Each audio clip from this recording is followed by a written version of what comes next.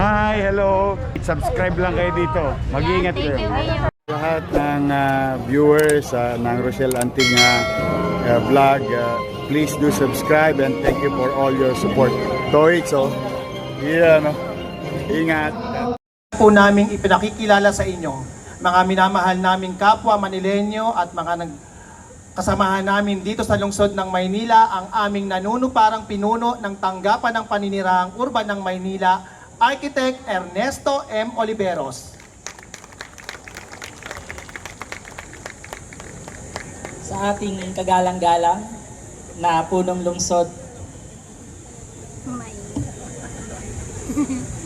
sa ating kagalang-galang na punong lungsod, Mayor Francisco Isko Moreno Domagoso at Vice Alcalde Angela Ley Chiachenza, mga minamahal nating mga konsihal, mga department heads, mga kapwa ko kawani at lingkod bayan ng pamahalang lungsod ng Maynila, isang magandang umaga po sa ating lahat. Sa araw na ito, buong pagmamalaki nating masasabi na ang ating tanggapan, ang Manila Urban Settlements Office, ay patuloy na nagiging instrumento ng tunay na pagbabago para sa mga pamilyang Manileño mula sa pamumuno ng ating butihing alkalde, Yorme Isko.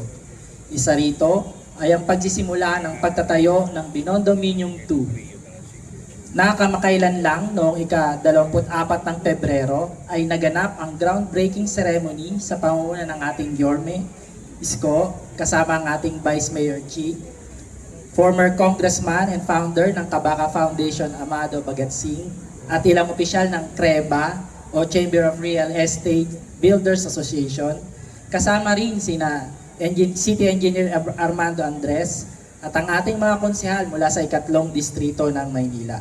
Hindi lamang ito pasimula ng pagtatayo ng isang panibagong gusali, kundi ito ay bahagi ng patuloy na pagtugon ng ating alkalde sa programa ng pabahay na isa sa Minimum Basic Needs o MBN para sa mga mamamayan ng lungsod ng Maynila. Naging mas makahulugan din ang nagdaang buwan ng Marso dahil noong ika-18 ng Marso, isinagawa naman natin ang Grand Raffle Draw at bumunot ng 100 masuswerteng mga Manileño ang ating Mayor at Vice Mayor para maging beneficiaries ng ating in-city vertical housing projects. Tig 25 para sa San Sebastian Residences at Pedro Hill Residences at 50 naman para sa San Lazaro Residences. Kaya sa araw na yun, nakapagdulot tayo ng munting pag-asa at kasiyahan sa ating mamamayan sa kabila ng hirap at kagipitan na ating nararanasan sa kasalukuyang pandaigdigang krisis. Noong namang ika-24 ng Marso at ika-23 ng Abril, isinagawa naman natin ang turnover at awarding ceremonies ng mga housing units sa mga kwalipikadong kawani ng Manila Health Department. 123 mula sa MHD 200 at 59 naman mula sa walk-in 100. At ngayon, ipinagmamalaki din natin ang nominasyon na natanggap ng ating pamahalang lungsod para sa 2026 Global Awards for Sustainable Development in Cities o Shanghai Awards. Isang napakalaking karangalan na ang ating lungsod ng Maynila ay nairekomenda ng Department of Economy, Planning and Development o DepDev. Patunay ito ng programang isinusulong sa pamumuno ng ating alkalde Yorme Isko para sa pabahay at pagpapaunlad ng komunidad ay hindi lamang maaaring kilalanin dito sa Pilipinas, kundi maaari ring makaabot at mapahalagahan sa pandaigdigang antas. Ang nominasyon na ito ay bunga ng sama-samang sipag, dedikasyon at malasakit ng bawat isa sa atin na walang sawang nagsisilbi sa taong bayan.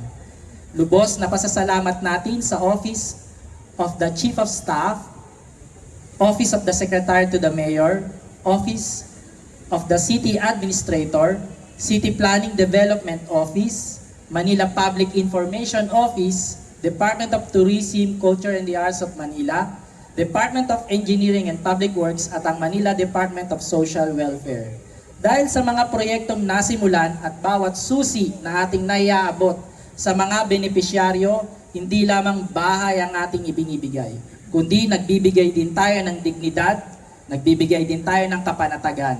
At higit sa lahat, nagbibigay din tayo ng bagong pag-asa para sa bawat pamilyang Manileño. Maraming salamat po at mabuhay ang lungsod ng Maynila. At ngayon, isang karangalan po na ipakilala sa inyong lahat para sa kanyang lingguhang pananalita upang magbigay inspirasyon sa ating lahat, ang ating alkalde, ang ating Yorme, Mayor Francisco Isko Moreno Dumagoso.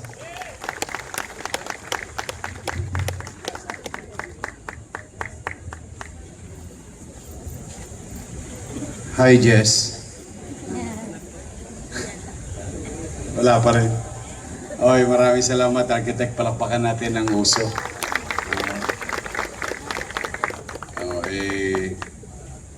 Natutuwa po ako dahil talagang ito po yung sinabi niya. Maraming international award-giving body mas nire-recognize yung effort natin dito. Thank you very much. Keep it up. Palakpakan natin ang uso. Hi! Good morning! Iyan, parang masaya-masaya ka. Si Gusiel Ian, habang tumatagal, dumidiretso pa. Isa na lang ang matigas kay Ian ngayon. Yung tungkod. Ay nais ko pong batiin ang ating kapwa lingkod bayan sa national government na bumisita dito. Dr. Janet S. Padua, Regional Director, Parole and Probation Administration, National Capital Region. Sino gusto ng parole? Sa Pasko pa yun. Iyan. Meron kang gustong palayain. Palayain mo na sila sa puso mo. At kasama rin niya si Mr. Joseph P. Hernale. Sir, OIC Assistant Regional Director, Parole, Probation and Administration National. Sila po ay bahagi ng DOJ. Nandito rin ang ating District Director, General Santiago, at 10 ng kanyang kapulisyan na bukas ay meron tayong konting good news sa kanila. Sa lahat ng nasa inyo, dumating na rin yung ibang gamit natin para patuloy na maging maliwalas ang ating lungsod. Hindi lang tayo magpapabaya sa ating mga empleyado na nangangailangan ng mga ekwipo para mas maging mainam ang kanilang pagtugon sa mga hamon sa ating kapaligiran o pamayanan sa lungsod ng Maynila. As you can see, there is about 14 units Isuzu dump trucks from to be delivered to PDO and other agencies, and 1 unit of Isuzu water tanker. Ito yung magagamit natin sa ating mga manggagawa. Thank you sa inyo, pati sa mga viewers nyo and followers nyo. Marami na kayong aabangan. Yes, excited Handa na po ba kayo kami. mapuyat? Yes naman, Yorme. Ay makapagpasalamat sa inyong lahat. At sa ating mga vloggers, shout out sa lahat ng vloggers. You survive.